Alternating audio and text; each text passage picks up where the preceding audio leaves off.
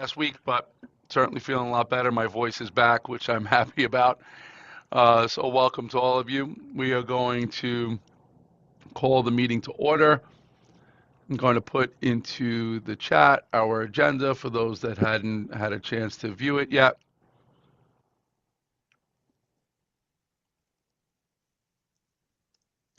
as well as the minutes. And I'll share my screen with the minutes so that everyone can give them a look. And then we'll start with our session for today.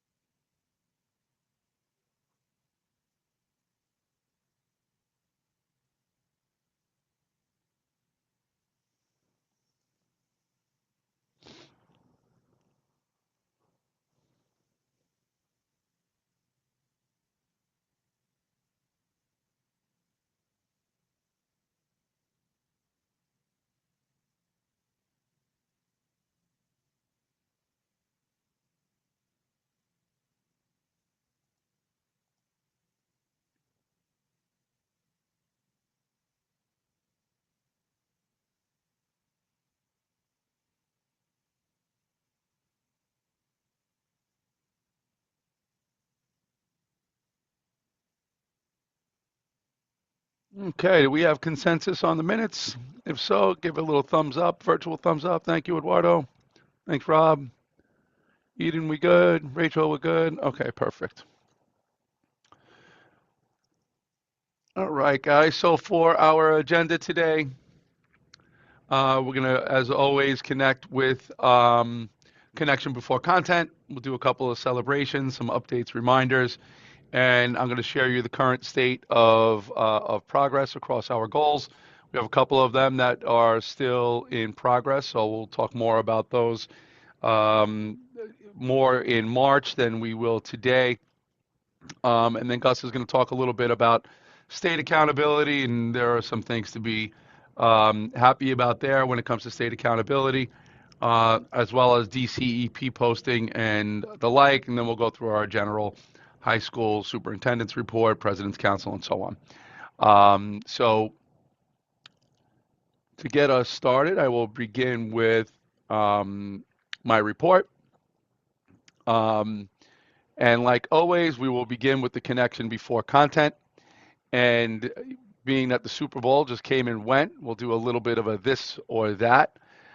For you, is it about the game, the halftime show, or neither of those options? The game, the halftime show, or neither of those options? Just take a moment, and we'll come off of the share mode. Do a very, very quick breakout group.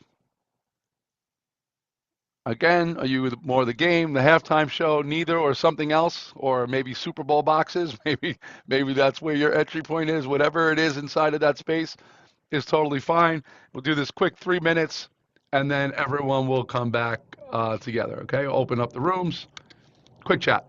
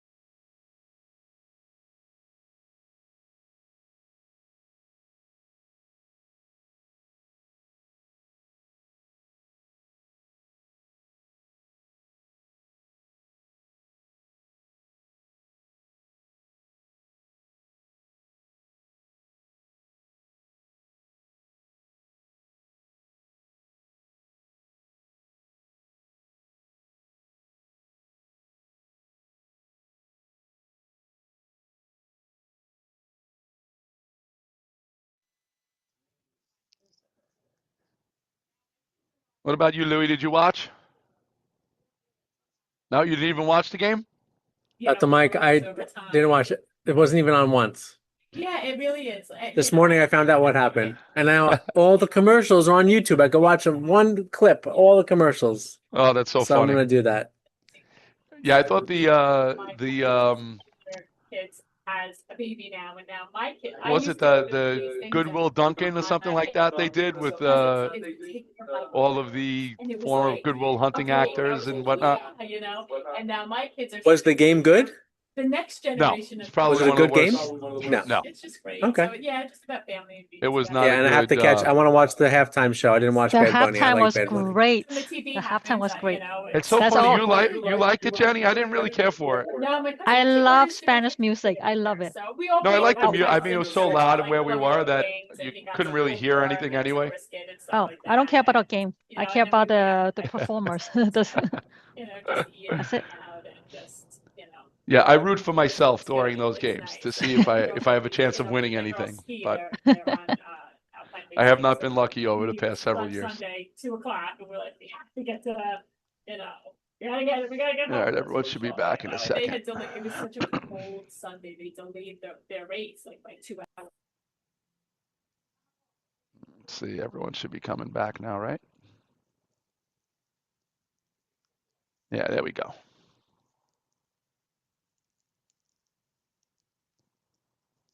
All right, guys, welcome back.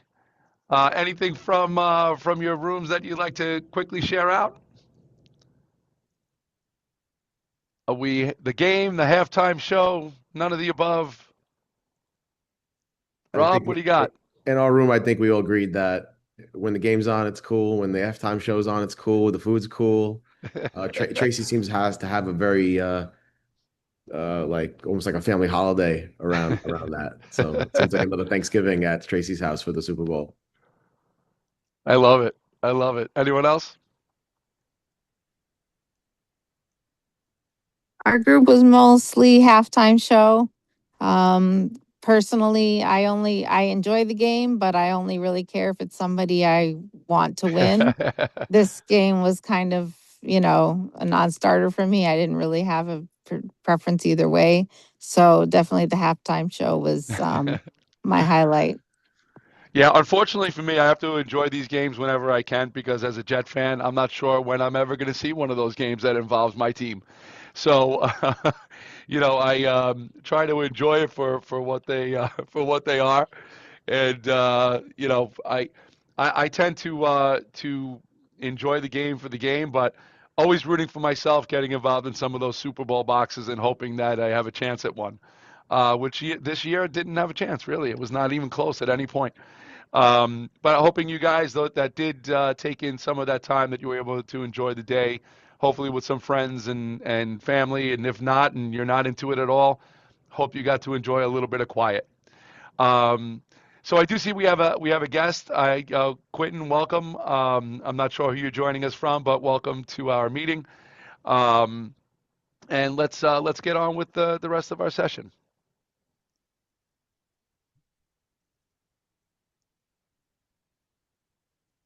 Okay. So a couple things for you guys. Just a save the date. If you can kind of put it in your calendar, that would be great. September, Saturday, April 25th. We have a tentative date for our second annual Wellness Day. This will be in collaboration with Common Point um, in um, in Queens. Last year, they allowed us to utilize their bubble. They've agreed upon that again. So we do have a tentative date. Last year's event was really great. The only thing that we needed more of were some of our families to participate. So we're going to try to get the word out a little bit earlier than we did last time. It wasn't for a lack of those that were willing to take tickets, except for unfortunately those that said that they would be coming did not wind up showing that day. So I'm hoping we have a different result this time. But if everyone can hold that date, that would be great. A few other announcements. Queens North Spelling Bee. Again, big thanks to Melinda from our team in organizing. We have a couple of winners that went on to the citywide spelling bee, so we wish them well. Soapbox speeches. This past CEC meeting, we had a young man from PS22 gave us a whole speech on mental health. We do intend to bring our soapbox speeches forward as much as we possibly can. What was really amazing about this young man is that he delivered his speech in both English and in Spanish, and he really had us very connected to his words the entire time. He did a really terrific job, and as the speeches come in, they just become more and more personal and more authentic as the more we get our kids exposed to these soapbox speeches, the more productive they become. So really happy about the direction that we're heading in that. District 25 Math Family Night. This was held on January 22nd at PS 129. Big shout out to Principal Hewlett and our team members, Liz and Beth, for organizing this event. Also had a number of volunteers from 129 who came to join. We have upwards of, I want to say, 200 people there that participated in the math night. Bunch of math games and just promoting math learning across the district. Really, really great event, and looking forward to more of these as time goes on. District 25, Math Game 24, we held a tournament. Again, thank you to Beth and Liz, as well as all of our volunteers. This is a really, really great day for our kids in the district, really supporting them in problem solving and thinking through the math with flexibility. And if you haven't been part of Math Game 24 in the past, it is something that we're encouraging our schools to expose our kids to. Really promotes math fluency and really strategic thinking.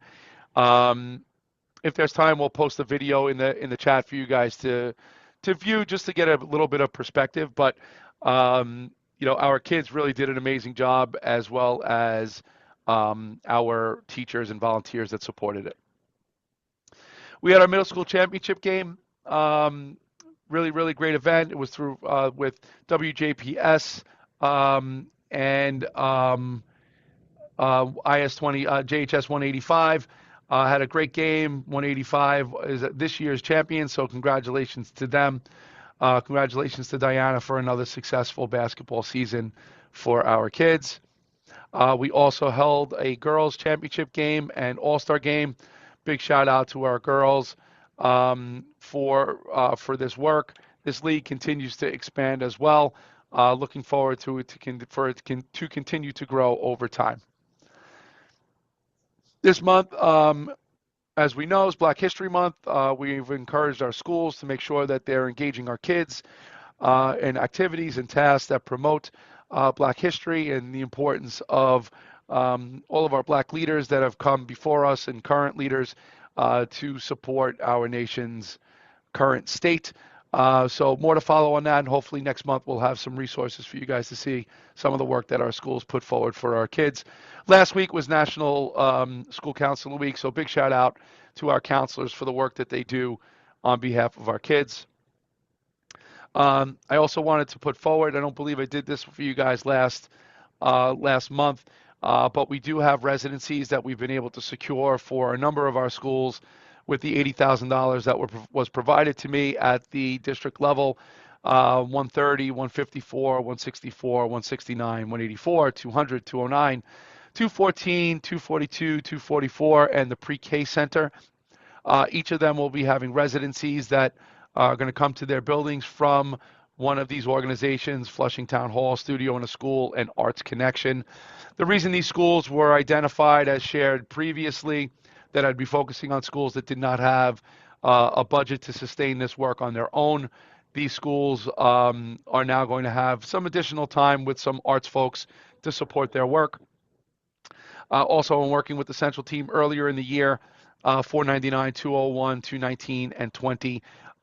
Each received an additional allocation for arts funding to really promote art, dance, music, and so on in their schools. So we have a number of things that are happening with the arts, certainly more to follow, including a schedule of arts events that we're bringing forward to our district community, where we will have host schools, and then upwards of 60 people at a time. Unfortunately, the venue themselves is not the problem, but Arts Connection, their programming only allows for 60 participants at a time. So we will comply with that and do as many events as we possibly can for our families. We had 6 schools that volunteered, and we'll be hosting them in those schools. Again, just a reminder of our new chancellor's message around building safe, academically rigorous, and integrated school system. Really looking forward to the more of the work that Chancellor Samuels will be bringing forward to us. What I'm excited about, as I shared during our previous one, is really around building our focus around MTSS, New York City Reads, and New York City Solves. So as more comes out from there, any other new messages from our Chancellor, I'll be sure to share it with you. Two sessions that are coming up. I shared it last time, but I do want to share it again. We have a session from the Child Center of New York that will be held tomorrow around stress management for kids and families, and then followed by a session with Marvel Health around improving family communication. So we're going to get that out more widely, but encourage all of our families in Eduardo, including for you at the high school level, for any of our families that want to participate, you're welcome to share that more widely. I know that our academics and those stresses for our kids and parents sometimes build up and cause a great deal of stress. So those activities are there for us as a district. So the next part of this, we're going to ask you guys just to take a few minutes. The slides are not lengthy, but from slide 17 to 21, I'm going to give each of you just a few minutes to reflect on this. I'm going to put the presentation into the chat. And what I'd like you to do, just for, again, 5 minutes, just to reflect on what that data says.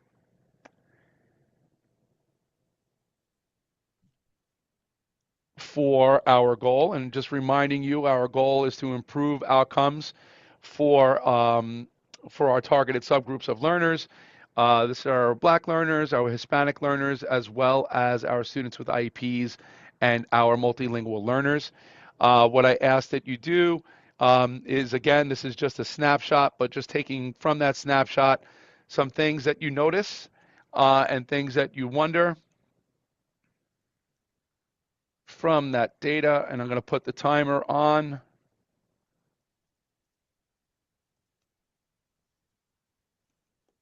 for 5 minutes, and then we'll do a brief breakout group for you guys to quickly chat around these noticings. Again, this is a overview of it. You're not necessarily seeing everything, but enough to give you a little bit of an understanding as to where we are. So 5 minutes on the clock, and then we will come back together and do a small breakout group.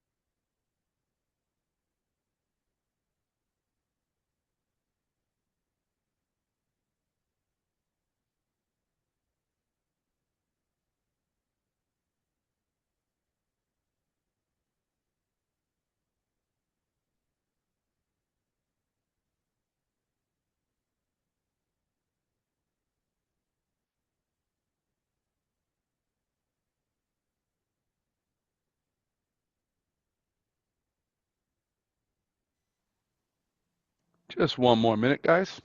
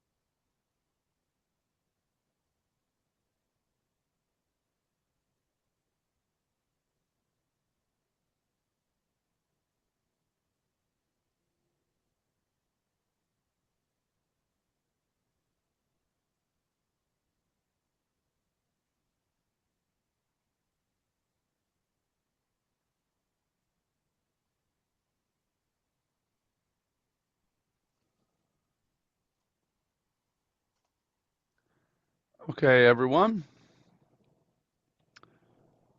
Rather than do a breakout, we'll just kind of give you a quick moment to do a little bit of a round if you guys are ready for that. And anyone that is willing to get started can kind of throw that thumbs up. Yeah, go ahead, Rob. Yeah, just quickly, I'm just noticing that it seems that in the lower grades, in foundational literacy, we're seeing improvements year over year. Um, and you would want that to translate into the upper grades doing better. So that we're hoping to see those changes as the years go on. It does seem like the upper grades year over year are staying about the same data-wise. I'm looking at as far as iReady is concerned.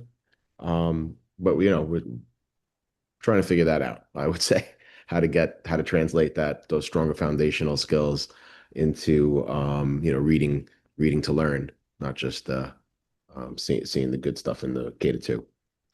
Yeah, so it seems like Acadians is what you're saying. You saw more of an improvement with the early childhood Acadians than with the iReady scores. Thanks for that, Rob. Go ahead, Rachel.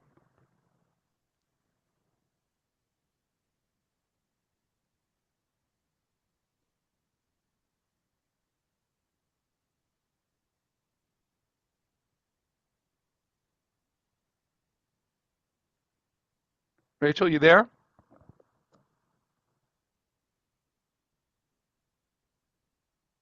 I did not realize I was talking to myself. Listen, if you're answering yourself back, then we have some concerns, I think. Go ahead, Rachel. What did Um, you notice? like Rob, I noticed the Acadians middle of year data, the first and second grade were pretty much static, but there was a large jump in the kindergarten um, air, realm for 25, 26.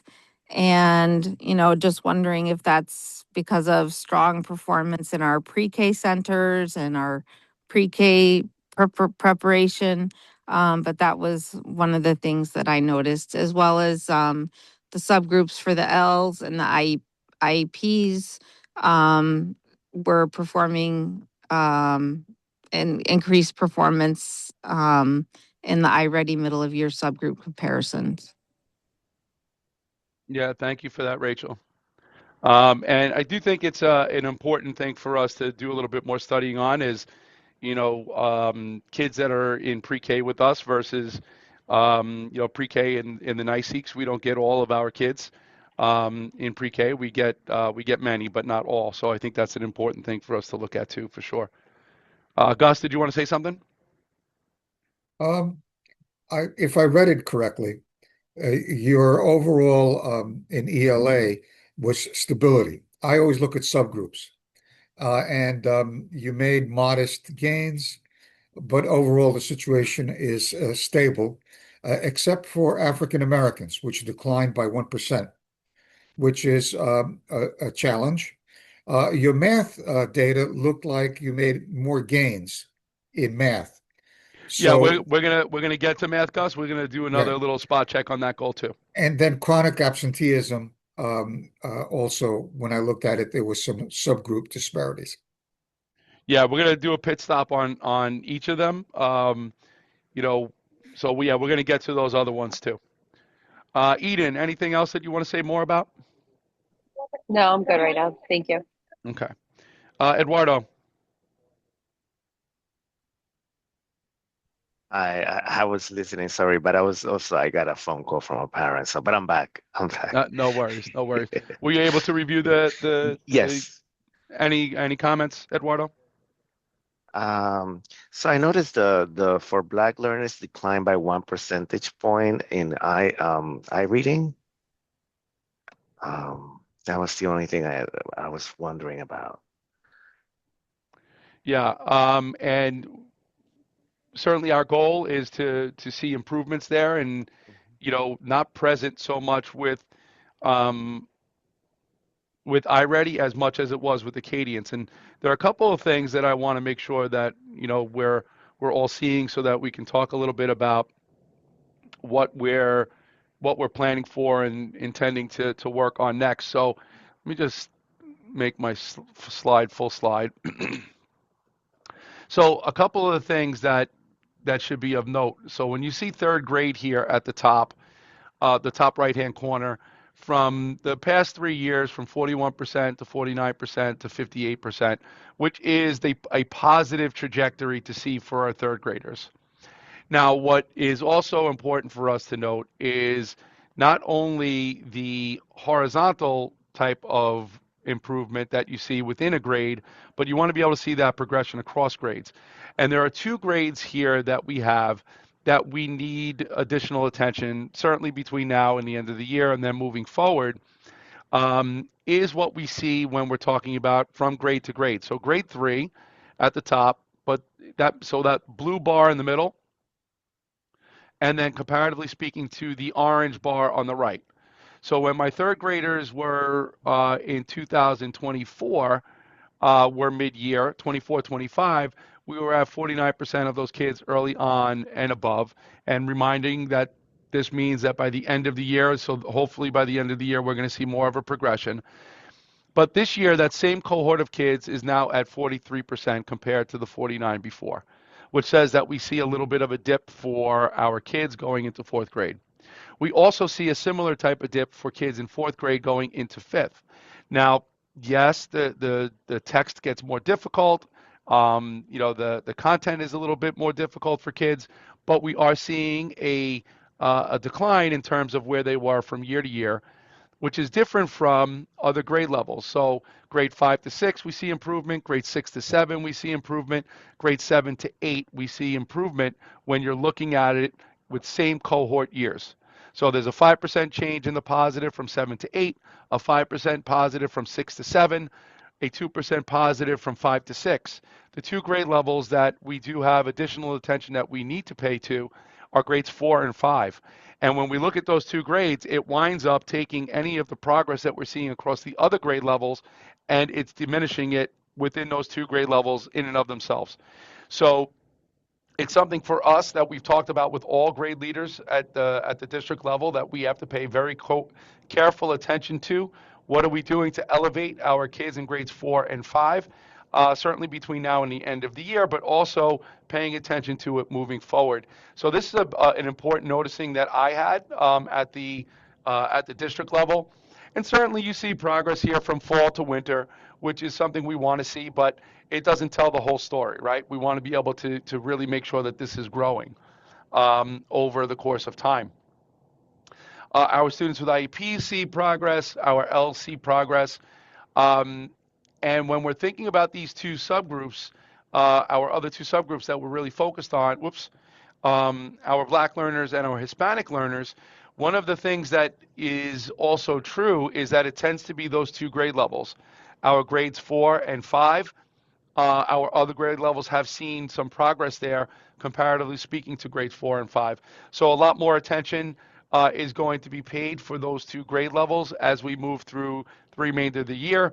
It doesn't mean that the other grade levels are unimportant, not by any stretch, but it is a noticing that we have to really look more carefully at across our schools. Did that raise any other questions for you just in terms of iReady?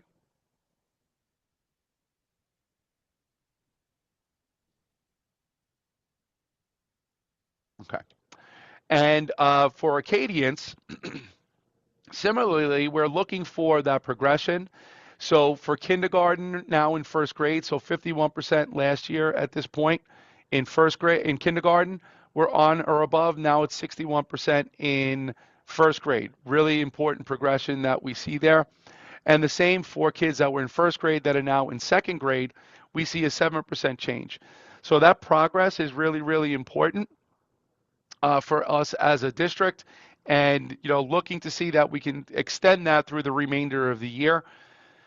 As the year goes on, the material gets more difficult for our early childhood kids. We have seen a little bit of a dip by the time the end of the year comes, and we're hoping to prevent that with that more intensive attention as the year goes on. Certainly seeing progress for our students with IEPs and our students, our multilingual learners, when it comes to our early literacy. When you look 2 years ago, our multilingual learners was at 16% early on or above.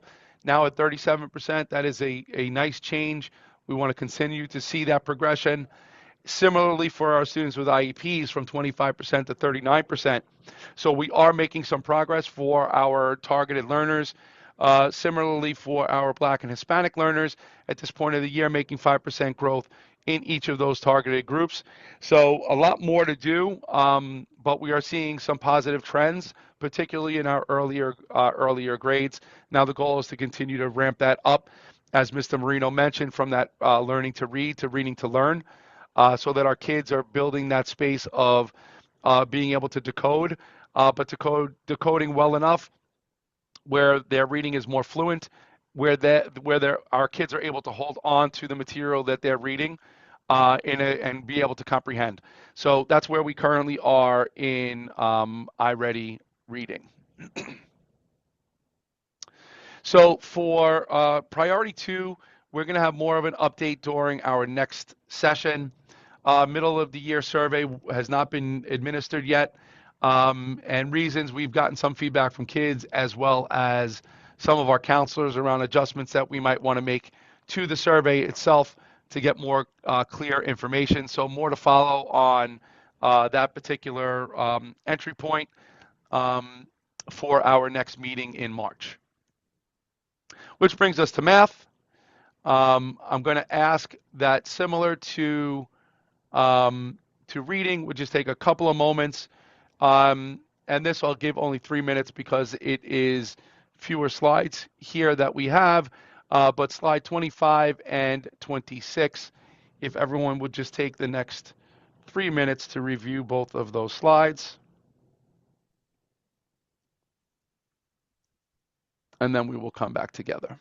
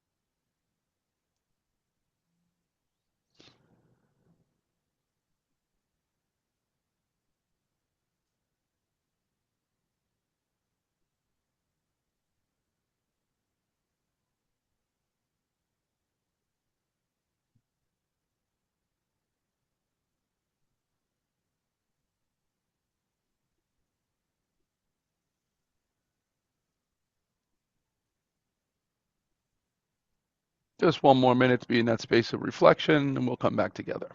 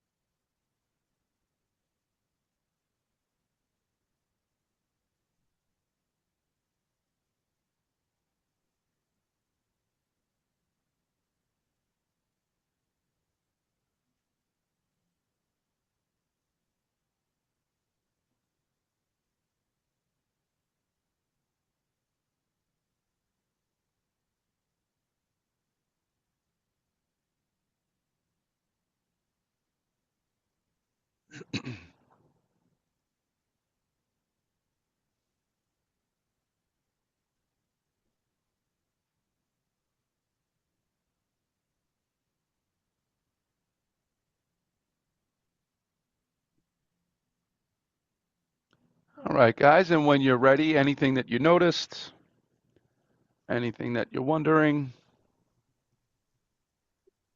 Well, I noticed in grades 4 and grades 8 in iReady Math, grade 4 had a big jump from 40 to 51, but then grade 8 had a big jump down Yeah. from 56 to 31. So that was interesting to know why those particular grades had such a significant change, one for the better and one for the worse. Mm. Yeah, and you know what, Rachel, I appreciate you saying that, and something I should have led in with. So eighth grade is a little bit skewed because it does not include the children that are taking the Regents exam. The previous year, unfortunately, kids wound up taking both iReady and MAP, so it doesn't include all of the students um, in the eighth grade, unfortunately. So it is a little bit of a little bit messy for eighth grade. I should have started off with that. That's why you see the disparity there. But thank you for pointing that out. That is something that it doesn't account for all kids in that 31%. Go ahead, Rob. I mean, unless I'm looking at this wrong, it looks like so we're at the overall is at 48% now, up from 34% um in the fall. And last year, at the end of the year, total the above on or above is 48%. So it looks like we're at where we want to be. If we're matching the EOI from last year for the MOI, you could So that's winter, fall to winter. yeah. Yeah, so it's not at EOI. Right, but we're at 48% now for the middle of the year. Yep. And last year's overall was 48% at the end of the year. So that to me is encouraging that the trend tends to go up from the middle So to the end of the year. yeah, so these are all MOI to MOI Oh, that I you see. see on there. Yeah. Oh, I see. I Yeah. see. So what we did see last year is that, and for recent history, we've always tended to outperform the iReady data when it comes to mathematics in particular. And this year it has us extending into the 70+% range of kids meeting standard if they meet their stretch growth. So the hope is that we do get and surpass that 70% of our kids on or above grade level in mathematics this year. That's the hope. Um, we are seeing some progress in math, but when you look at some of our subgroups, there's still a lot of work that has to be done to make sure that we're elevating all of our kids. Um, but yeah, thanks for that, Rob. Any other comments?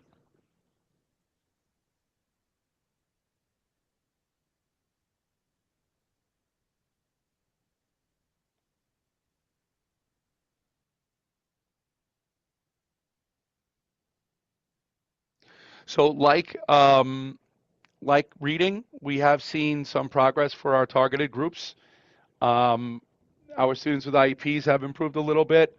Our multilingual learners have improved a bit.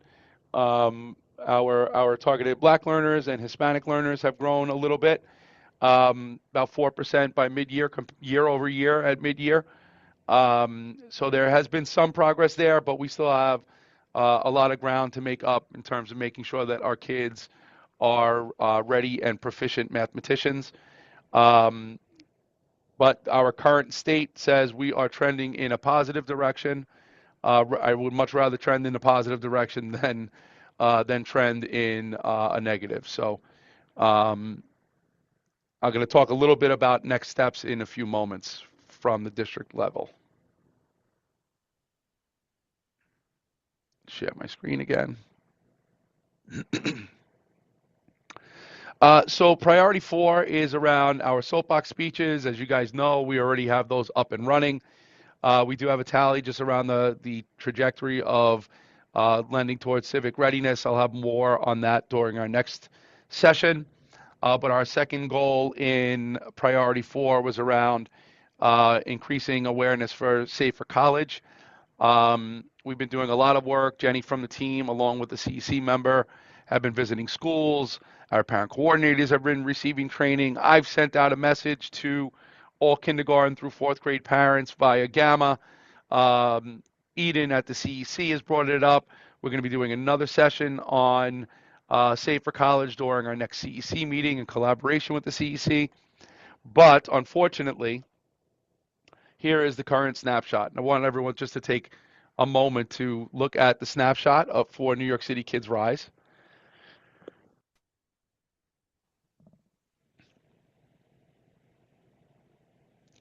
So the data right in the middle, that 37%, is the one that we're looking to improve.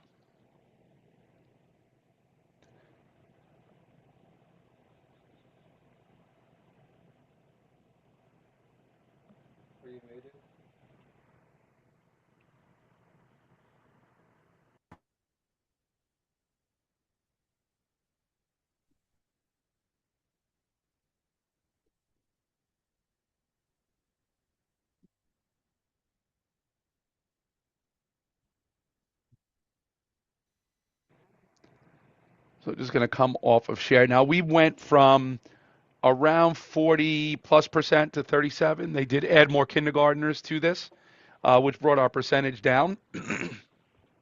So the goal was to get to 49% this year. So a lot more work to do there. And the reason I share that is because that number that I'm going to put into the chat right now is a number that I really would love for us to reduce. And that is this number here of amount of dollars that our district still has available to our families. I want everyone to just reflect on that. We have $189,000 in unused scholarship opportunities for our kids. So I want everyone to just kind of reflect on that and, getting the message out. And, my feeling is that there are some families that just are not interested, and I get it. But are we doing enough to raise the awareness? And if anyone has any recommendations, I would love to hear what else that we can try to do. Again, we have team members visiting schools, meeting with parents. We have messages coming out from the district level. We're going to have a CEC session. Everyone just be in that space of reflection just for a moment, because I do believe that, making this available for our families is a real positive thing, and would love to get more people to take advantage of this. So just be in a moment of reflection. What else could we do? Should we do to make sure more of a message is being shared with our families?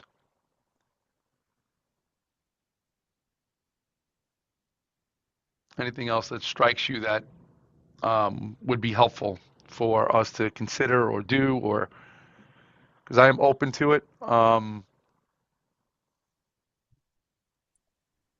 Is there translation any is kind of available.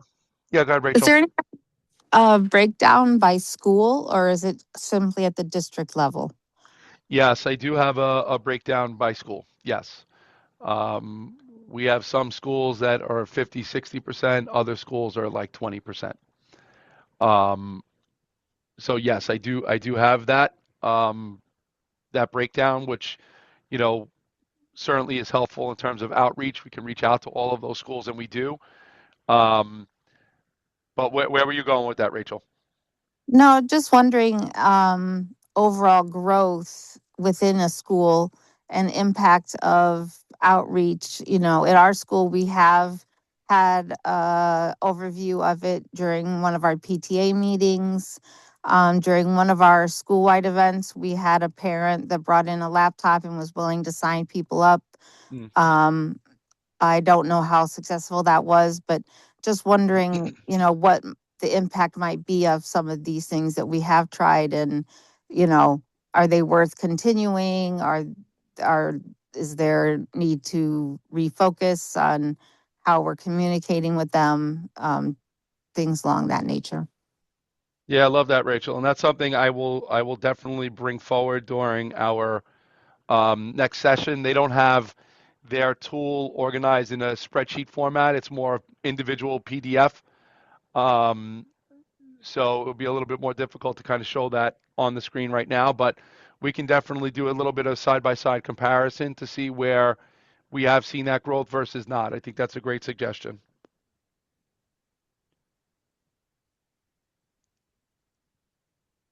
Anyone else?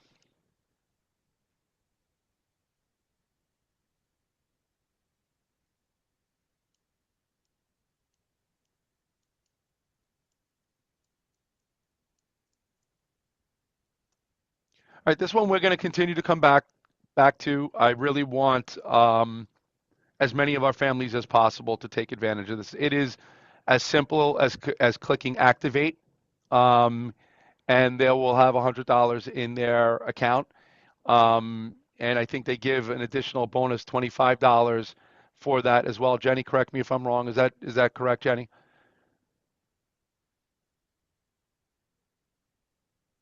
Yes, Mike, you're correct. Yeah. There's three So building blocks. Each building blocks will provide you $25 of yeah, rewards.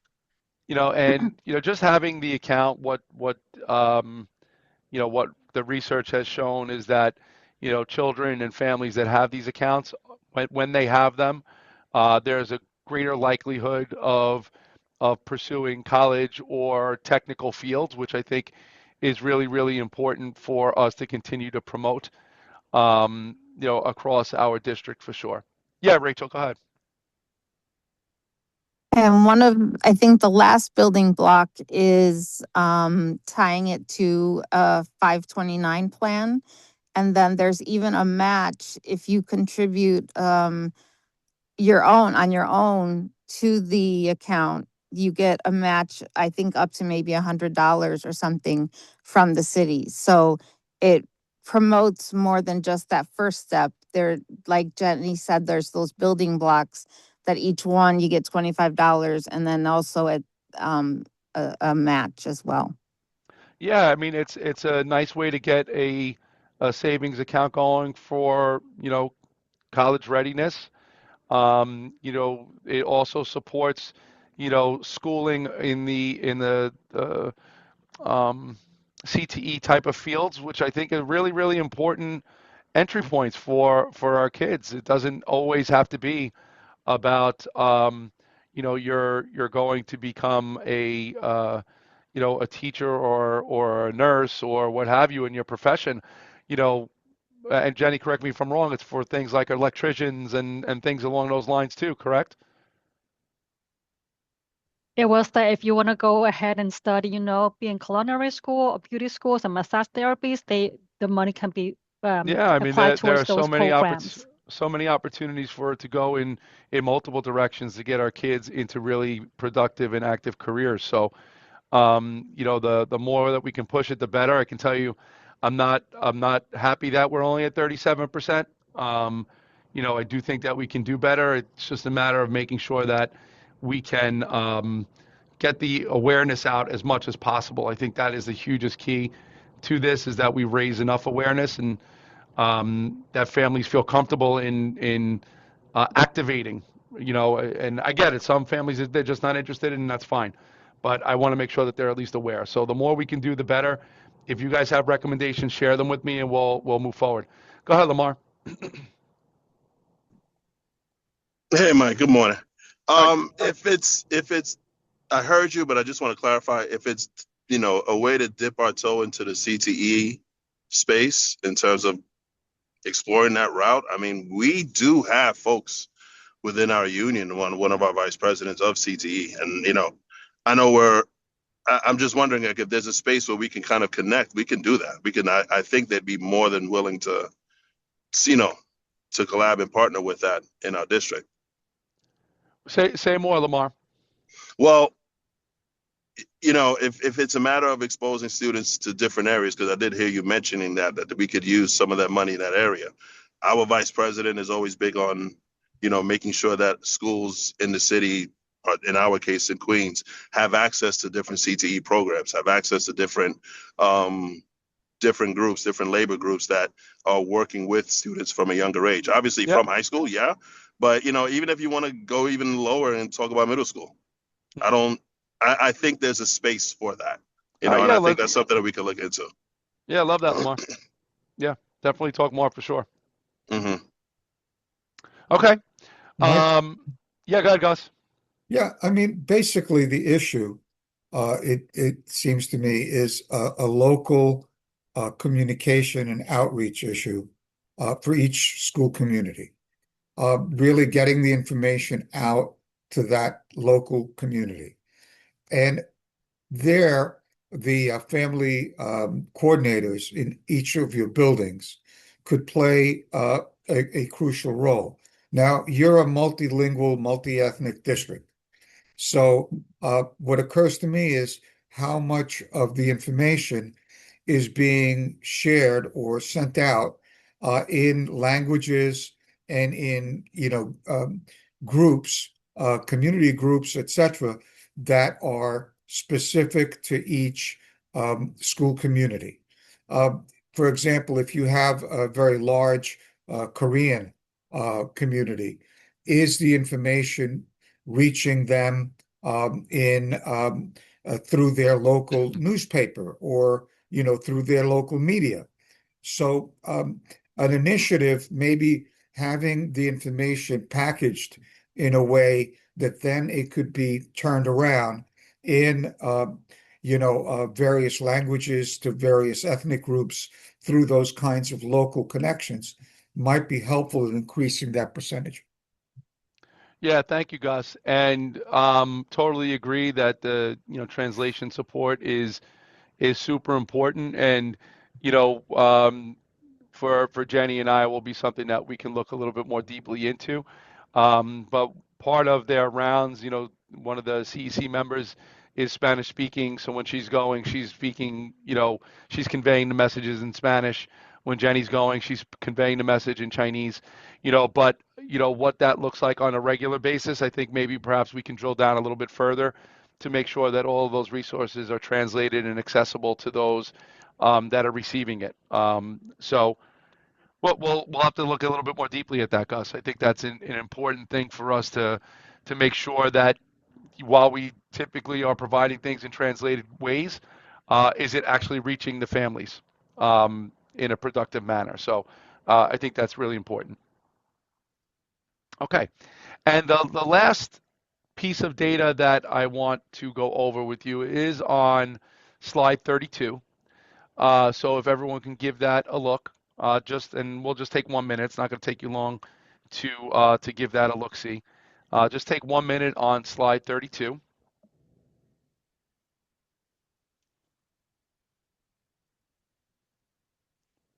And this is our chronic absenteeism data currently.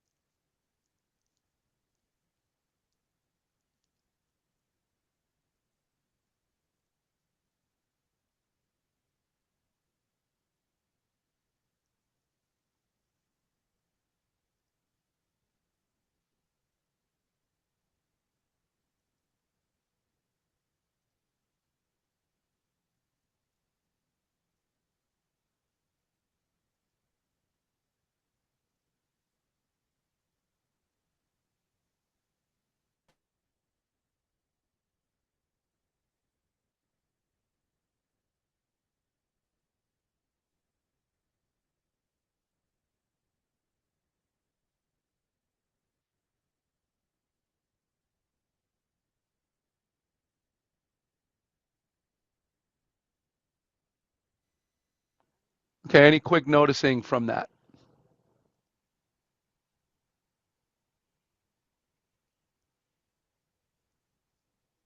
Other than the obvious that's there.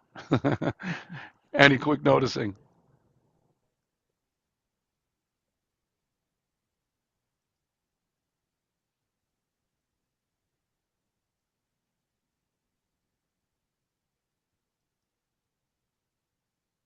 The chronic absenteeism among our English language learners, I wonder if that has anything to do with the families fearing ICE in the community and like not sending kids to school because of the fear.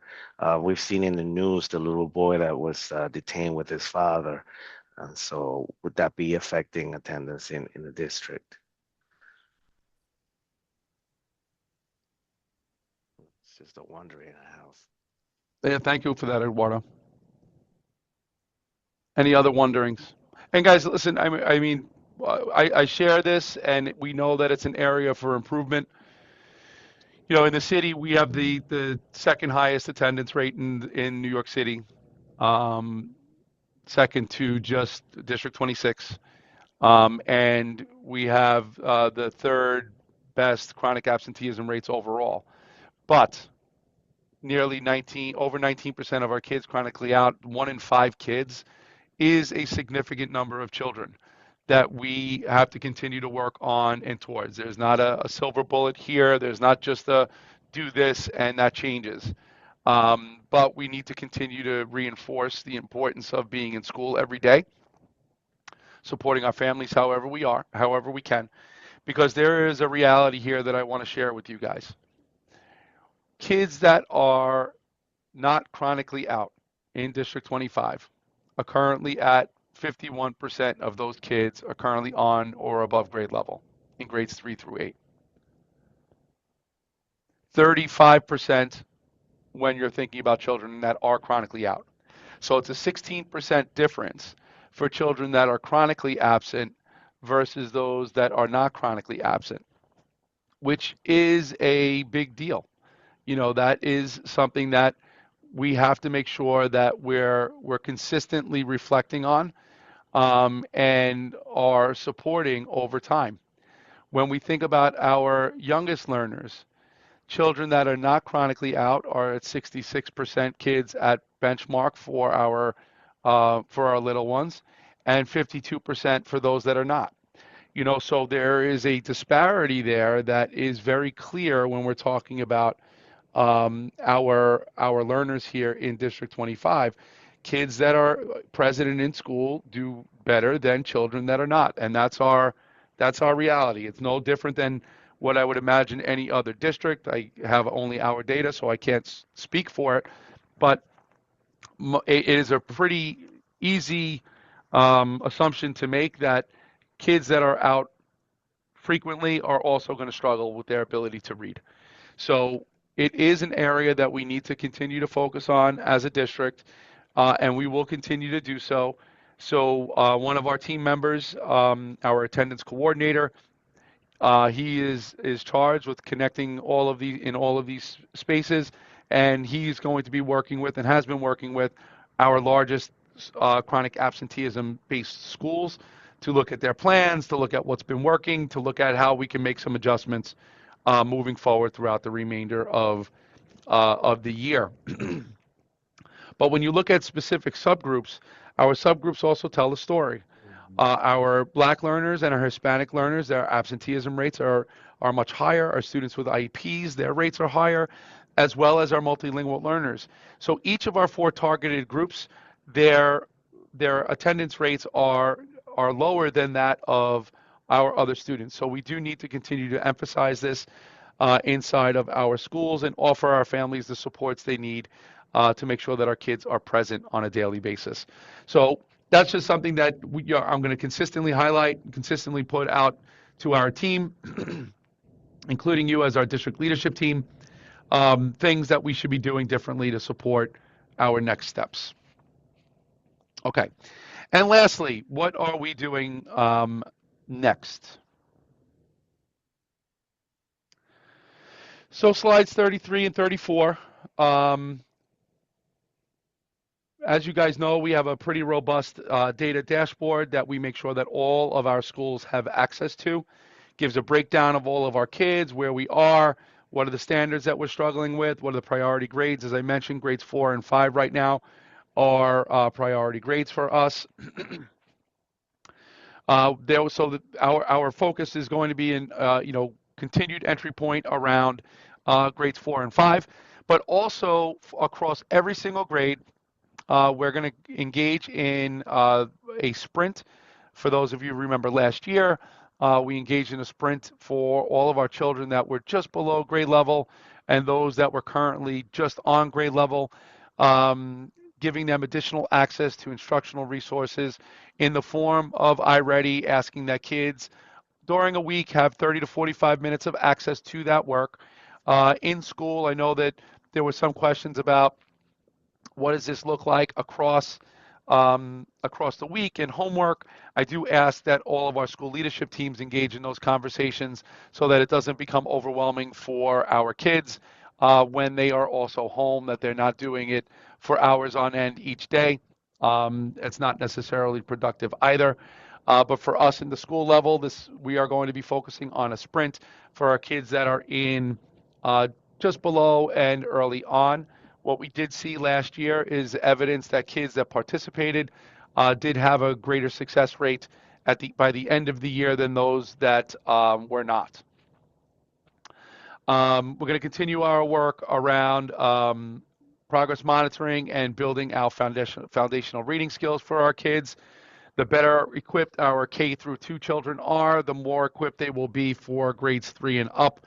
So there will be an ongoing focus there.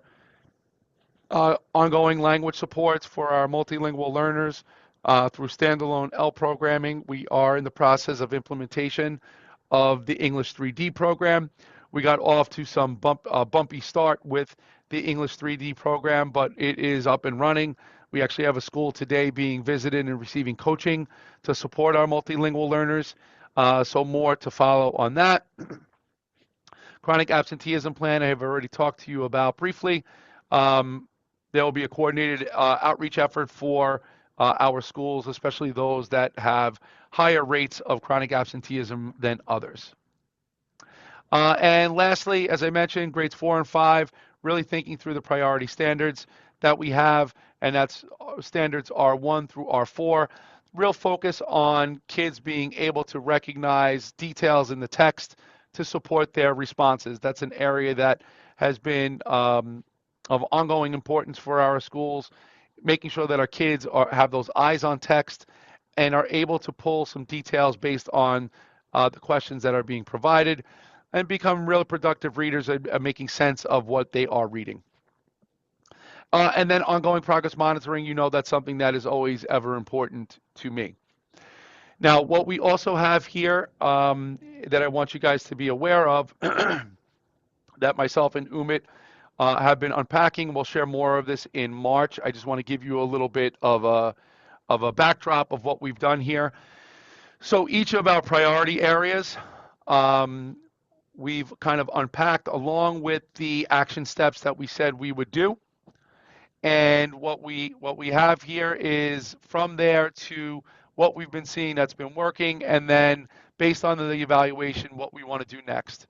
So this will give you we're going to fine tune this a little bit more so that you can all take a look at it during the March meeting, and then give us some feedback based on what you see to say, you know what, Mike, that's great, but I'm wondering if you'll have an opportunity to do that. We'll share it prior to the meeting next month so that everyone's eyes can get on it ahead of time and give us some really targeted feedback to improve for the last 3+ months of the school year.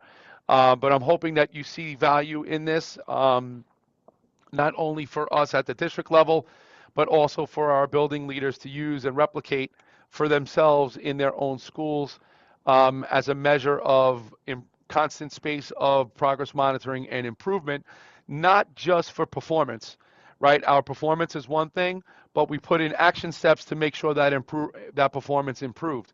So if we're not meeting those expectations of our action steps, then we have to make adjustments to the action steps as well. So what you'll see here is that that intentional look across each of our goals as a district, and we will ask you guys for feedback on that. It will not only inform the remainder of this year, but it'll inform our work moving into September. So just wanted to share this ahead of time that you will be seeing this shortly. It kind of gives you a breakdown of all of our district DCEP goals to date. Okay. Any questions on what has been presented today?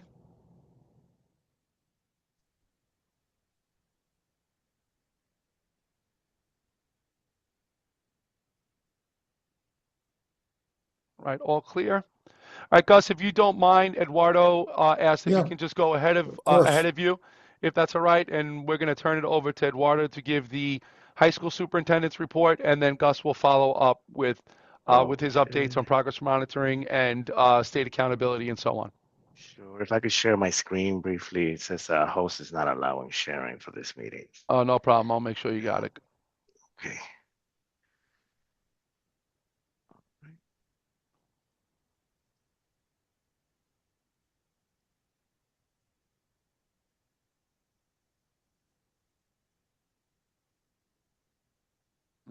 Oh, that's weird.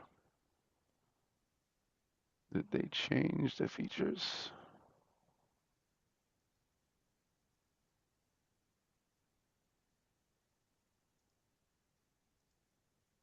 Oh, there we go. Okay. Okay. Sorry, Eduardo. There you go. No. I got it. Share sound. Screen one. Okay. Share. Okay. Good morning, everyone. Greetings from Superintendent 2. I have some brief updates. Of course, these are our six high schools that are in our District 25. John Bound will be hosting an annual transition fair, and this is really important because a lot of schools don't have the resources to host such a large fair. So everyone in Queens, even if you are not a District 25 family, is invited to participate.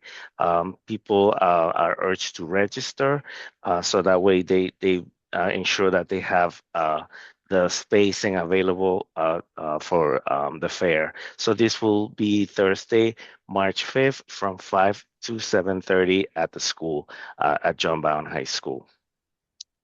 Also, we have this information on our website as well.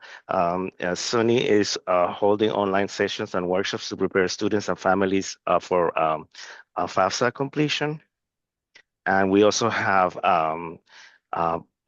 information for human services job training for women. So that information is on our website as well. And so excellent news for the second year in a row, 2024, 2025, and 2025, 2026, every single one of our high schools has achieved local support and an improvement designation. So you can read more about it here. We'll have this information as well on our website. It's just sharing some brief pictures from our previous Family Empowerment Conference.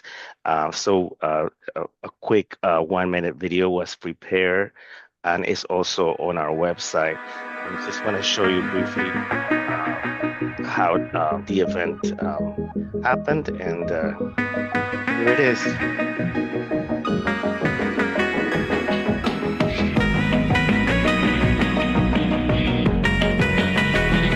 We had student performances and organizations pulled from all throughout Queens. We also had very good food from the door, and that was sponsored by Emblem Health.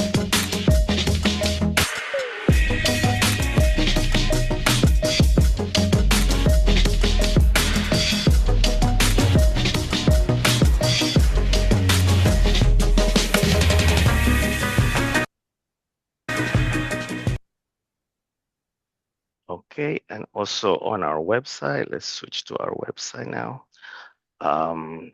We're celebrating Respect for All. This week is Respect for All week. We had a student from aviation submit some artwork. And so I also linked Understanding Respect for All. So our families are aware of the Respect for All of presentations throughout the district. And also, if you're a Mets fan, we had a student from BSGE named a finalist in the AKC art contest. So you can read more information about it on that link. And that is it for my high school update. Thank you. Okay, thank you, Eduardo. All right, Gus, going to turn it over to you. Okay, I'm going to start with the bottom of my bullets, New York State accountability, because Eduardo already mentioned it. I'm very proud of the fact that all of Queens North, with the exception of one school in the entire region, is in good standing. And District 25 is now in good standing as well. The designation is called LSI. Just as a reminder, the reason why the district was identified last time was not because of a school that's under your jurisdiction, but a school that was geographically in the district, but was under the control of another superintendency. So it was not technically something that you had a direct control over, but that school made the accountability cut, and now that makes the entire geographic district in good standing. What happened to you happened to another district, unfortunately, in Queens North. Again, they were identified because of a school outside of their jurisdiction. So we will work with that superintendency to see what collaboration could be done to get that school.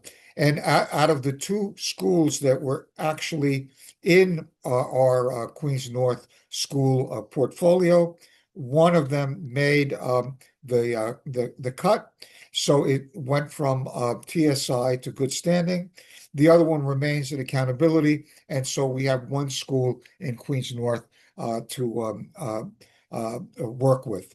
Now, I think I haven't done a study, but I doubt that there's another region in the city that has only one school identified.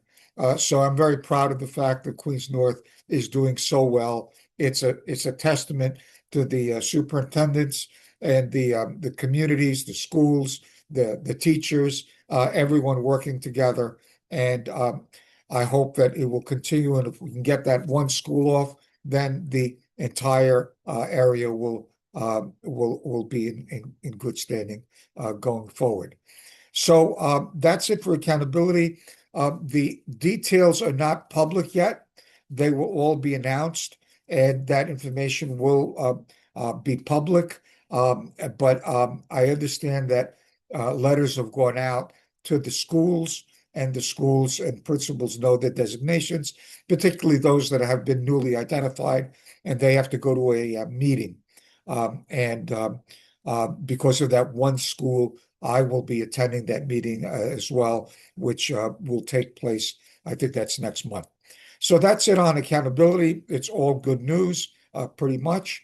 On the professional learning plan feedback, I'm going to leave that for last. My understanding is that you still haven't received the feedback, right, Mike?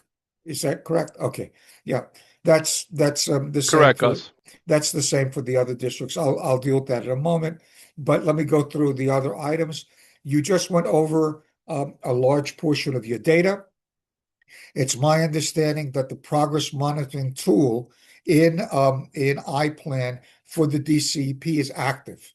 So we can go in and start putting information in, and all the DLT members should have access to that so they can take a look.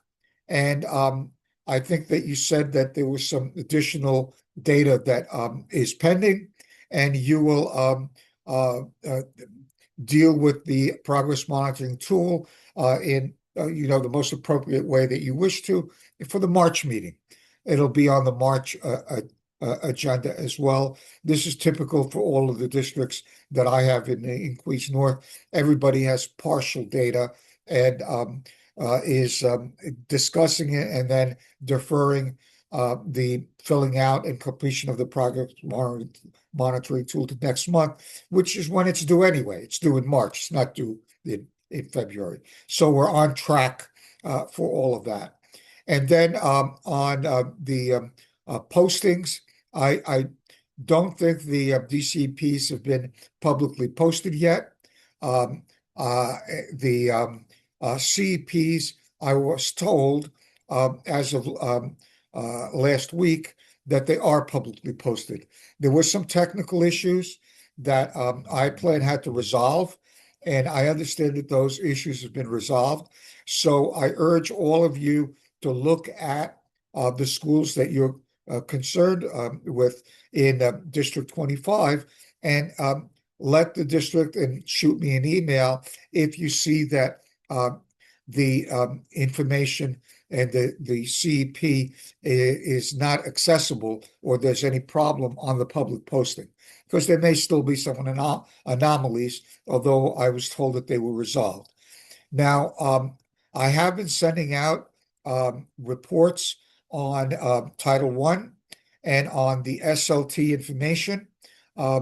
They send out updates every week. And I get to them towards the end of the week, usually on Thursday and Friday. They tend to do the updates on Wednesdays and Thursdays. So these have been coming out with great frequency, and I know that the district is doing extremely well. You have only a small percentage of schools in terms of the Queens North as a whole that are falling behind, and you're reaching out to those schools. I did have an issue with the progress monitoring that schools are doing, a report that I sent out. And this morning, Mike, I got an update from Central that they fixed the problem.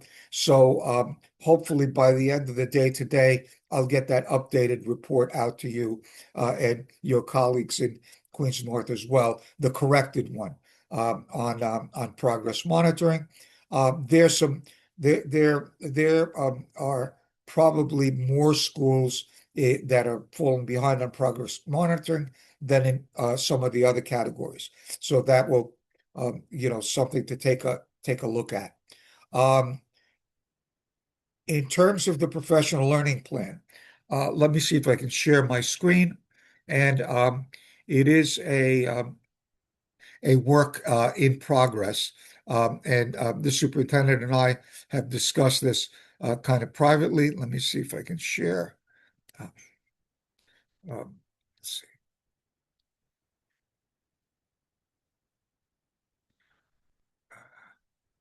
Hopefully this is the right screen. Come on.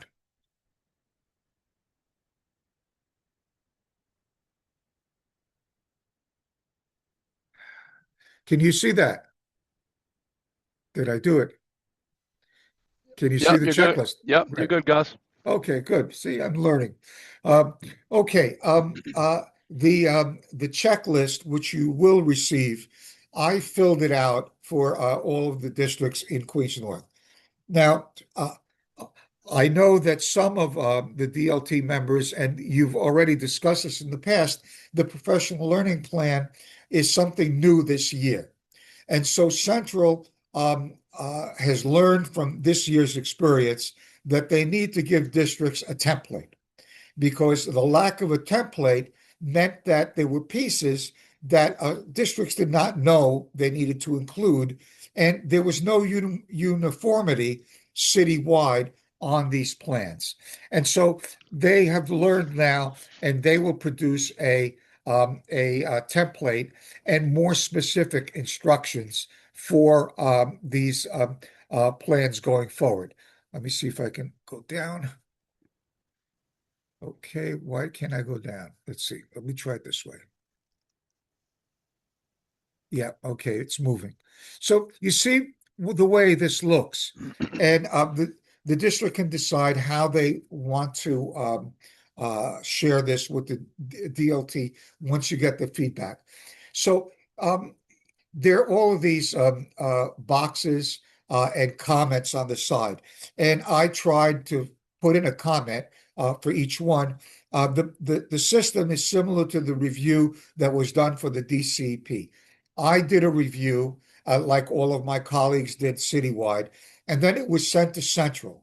And different departments or leadership also either use the same format or they have another document, and the two were merged. I don't know, because I haven't seen the feedback myself. All I know is what I filled out. So when that reaches you, you'll either get two different documents or a merged document. But what I did was I filled out, and you see how it says that the PL team includes a majority of teachers designated by UFT. So I did not find, first of all, there was no requirement to give me a list or to include a list in your plan of who participated and the individuals in the plan. So in response to that, now when I had a discussion with Central on all of this, they said, well, Gus, it was in the state guidelines that were shared with the superintendents. So those state guidelines, yes, indeed, they were shared, but it wasn't clear, I feel, or made, emphasis enough when you did your plan that all of these different pieces had to be included as separate kind of pieces in the document itself. So they'll take care of that going forward. So and this checklist, ladies and gentlemen, if you look at the state document, the guidelines that districts received, it basically aligns to that. So we're trying to satisfy the state, which is why all of these different pieces have to be included in the plan. So going forward, they will correct it in terms of the template, and all of these pieces will be put in. And you see, then there's a separate section, plan purposes aligns to improving teaching and learning.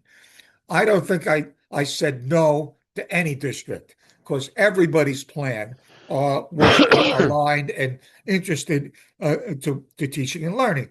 So it was basically specific little sections. And what I tried to do was I tried to give information in each box as to suggestions as to what to include. And what I tried also to do, ladies and gentlemen, is if there was anything at all in the plan that related to what those B1s, B7, C, all different sections, I put in a partial, because my feeling was, even if it was mentioned, it was partially, and I made some suggestions on the side to include. And they also, the state wanted you to reference a state document. I don't have it here in front of me, but it has a certain title to it, and it gives like 7 pieces that a learning plan ideally should have. And again, I looked for those pieces, even though you didn't reference that document, because again, districts, it was in the stuff, but unless you clicked and downloaded it, you wouldn't be aware of it. So going forward in the future, the district team should download that document, which is the state, document on professional learning plans, and just reference those different pieces that are enumerated there. So in the end, what I did for all my districts, see, there's an evaluation piece, and again, there was no separate evaluation plan in virtually every district plan that I looked at. Again, districts didn't realize they put in some evaluation components for various priorities. So I tried to give people a partial if there was any evaluation piece, but the template should have asked for a evaluation plan piece as part of the plan, or as part of each section of the plan. So you see at the very end, it said strengths, and I tried to put in some areas for revision, recommended next steps. What I said basically for everybody is the recommended next steps is to look at that state document more closely going forward, and to make sure that your team is aware of it, and then click and download that state guideline on professional learning plans, and be aware of those. I think there's 7 pieces to it that they wanted districts to be aware of as well. So I'm following my instructions from Central. Central wanted us, even though what we were told, they weren't sure whether you would have gotten the feedback by the time your DLT takes place, because all the DLTs citywide, some take place at the beginning of the month, some take place at the end of the month. So hopefully citywide, all of the districts will receive the feedback by the end of the month, so it could be a more productive discussion on the agenda for the March meeting. But going forward, this is a learning process, and the learning process will hopefully result in a better planning process and an earlier process. All of my superintendents told me the same thing. Gus, we should have done this earlier in the year so, we could take it into account. Now, this doesn't mean that you're not implementing a robust and good professional development plan in your district. When you get the feedback, you might want to tweak it here and there. You might want to take some of the feedback into account and do some tweaking and revisions or add a component or whatever going forward. One of the things that you should definitely do if you're not doing it already is if you give any training sessions or workshops, it's kind of standard procedure that you do a pre workshop survey or a measurement of some sort to see what people know, and then afterwards check to see whether learning is taking place and whether the workshop could be improved or the session could be improved in some way. So that's kind of standard. You're probably doing it anyway, but that will be part of the evaluation plan going forward. So that's basically all I have to say on that, folks. Let me stop sharing. I gave you the document. I don't remember whether I sent out the state document, the overview. It's pretty much the same information. It's just here it's in a checklist form, and there it's more of a narrative form. But if there's anything that the district feels that I could send out additionally, or we could, look at it for the next meeting when we hopefully will have the feedback to discuss. So let me stop sharing. Mike, is there anything you want to add? I know you and I have discussed this.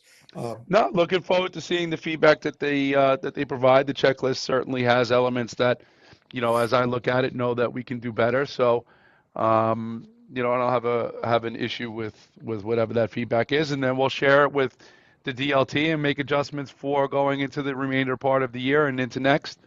Certain things in terms of feedback and making sure that the feedback we received is aligned with what is actually in the plan. We do open up opportunities to gather feedback from a variety of different groups.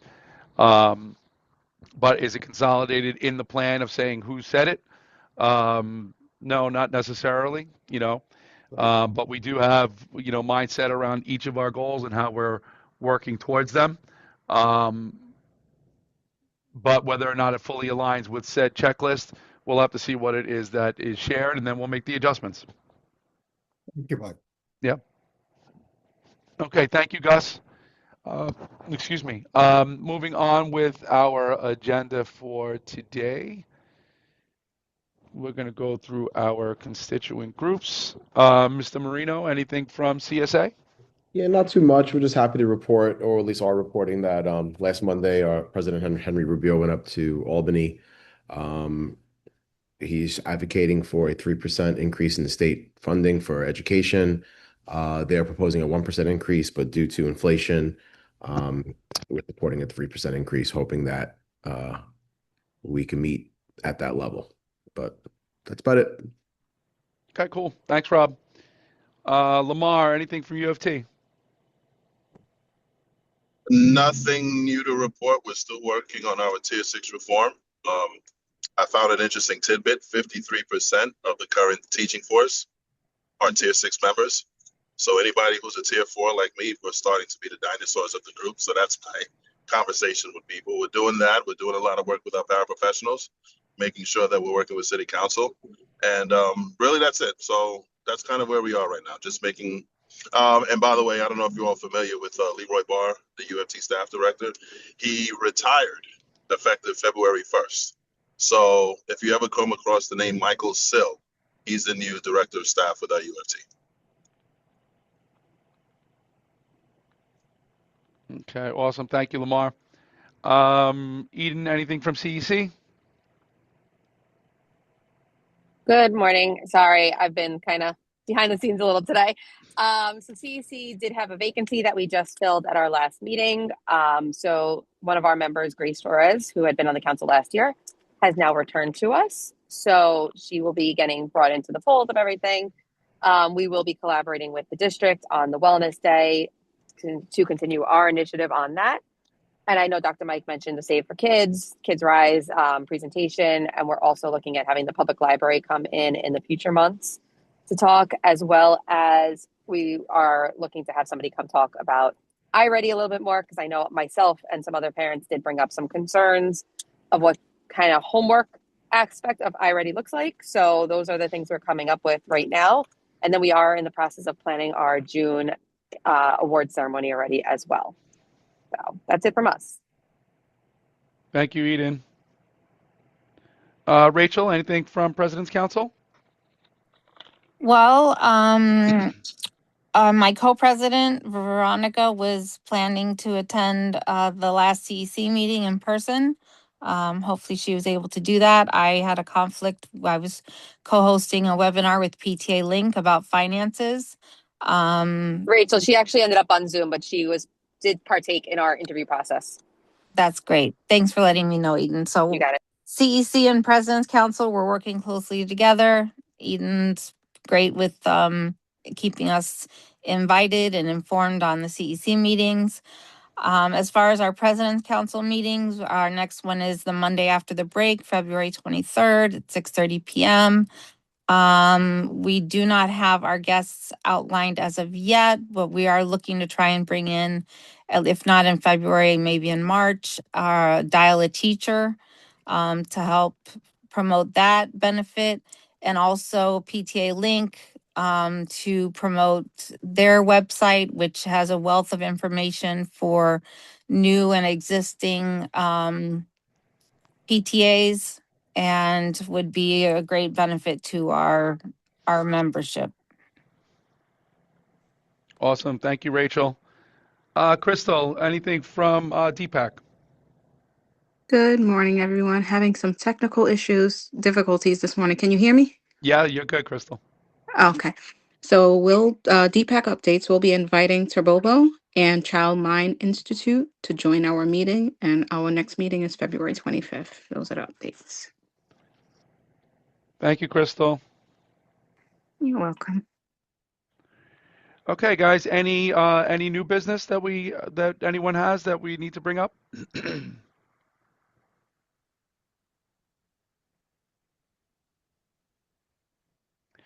All right, guys, we are in, hard to believe, we are well into February, and which means we have the stretch run is starting to begin for our schools and making sure that our kids are good and ready. I know that once we into March, it's that long run between then and state exams, but that's the place that we are in, and not that we do all the things that we do in preparation for a state exam, because that's not what the end all be all is. It's about making sure that our kids are good and ready for middle school, high school, and beyond. But we also know that this is the way that we're also held accountable. So our schools are working really, really hard to make sure that our kids are in the best position possible to do well. And we're going to continue to push that from the district lens. And just so that everyone is clear on what my ask is of all of our buildings is a student by student view of where our kids are. I know we look at things in terms of overall percentages, and this percent is here, this percent is there, but behind those percentages are children. So I know all of our building leaders and all of our teachers are going to be looking really, really carefully at all of our kids. Where are they? What could we do a little bit better or more strategic to help support them to become the best learners they can be inside of our schools? So we'll give you another update on where we're at in March. I will include the students in terms of their regents preparation performance on MAP. I'll get all of that to you during our next session, including any updates for a parent survey. Gets a little bit tricky during the middle of the year because our parents and kids get another survey from the city, which just came out today, as you may have seen, or if you haven't, there is a press release about that today, about the school survey coming out. So sometimes with our families and kids, they get a little bit of survey fatigue. So we're gonna try to balance that out and still get some important data back for everyone in March to see whether or not that space of relationship building has been growing. And for all of our schools, my message to them, just so everyone knows, is really about creating more and more space for relationship building, i.e., those connection before contents, those small little entry points for our kids matters, so that they can learn that we have lots of commonalities amongst ourselves, and we should have that time and space to communicate, to really build relationships. And I think when we do that and our kids feel comfortable being in their classrooms all the time, the greater likelihood they will see more success.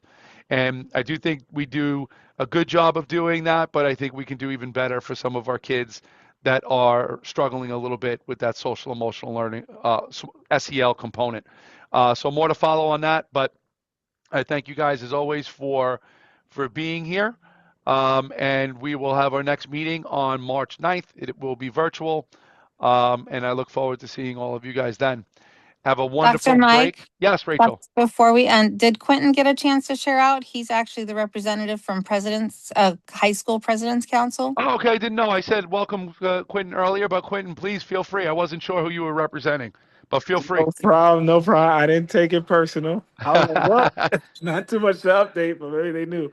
So no, thank you for that, Rachel. And I love what you guys are doing. Appreciate you guys. And on a high school president's council, we have a new secretary, Rachel Ortez. She's be having our first meeting today. Today's meeting was not on the general schedule, so we kind of are not making it a mandatory meeting, but we do have some updates for the parent engagement and fundraisers that we found that we just wanted to share, and some ICE updates. And we plan on highlighting in high school every meeting now. So that's what the meeting is today. It's going to be a shorter meeting, just going to be focused on those things because it wasn't on the main agenda. But our next full business calendar meeting will be in March, and we'll update everyone in your emails. But thank you for that, and looking forward to continuing the positive work that we're all doing in our districts. Love it. Thank you so much for being here, Quentin. And should we expect you to be the point person moving forward as the representative? Yes, it'll be myself, and if anything changes, I'll let you know. I know Patricia usually does it, but she's out of the Yes. country. She's out of the And country is right now. Anywhere fun? Is she somewhere fun? Yeah. She's in what you call it? What is She's it, in Guatemala? Uruguay. She's Yeah, in Uruguay. Oh, Uruguay. Yeah. good for her. Good for her. Well, Quentin, we Visiting her appreciate you being mom. here. Visiting her mom, so she's getting family time. Love it. And Quinn, what is there an email address that we should include for you? Or are you Yeah, the accessing Queens, the Hotmail account? the Outlook, like the Well, Patricia had given us an email address, pbnnewyork@hotmail.com. Do you use that email address, or do you want a different email address?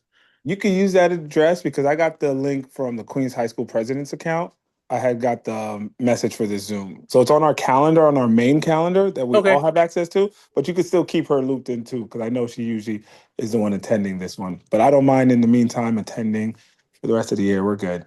Okay, Cool. sounds good. I'll And link if everything not, updated. you're welcome at any time anyway. So feel free, even if Patricia's here, you're always welcome to join us. Appreciate that. I'll be here. All right, guys. Thank you so much. And do we have consensus to close Mike, the meeting today? Oh, and I see Madeline Hernandez. I want to call you out too. I'm not sure who you're joining us from either, but welcome. I saw you pop in and out a couple of times, but welcome. I don't know if you want to come off you and introduce yourself as well. Oh, hi. Good morning. I'm just chiming in. I'm also with the Queens High School President's Council, so I was just updating the contact in case you needed it. Okay, thank you so much. The pleasure. Welcome. All right, Gus, did you want to say something? Yeah, just looking forward to the end of the academic year. As everybody should know, we're celebrating the 250th anniversary of our independence. We have a unique connection in Queens and in District 25. It's called the Flushing Remonstrance, which was related to the Constitution and the Bill of Rights that took place here.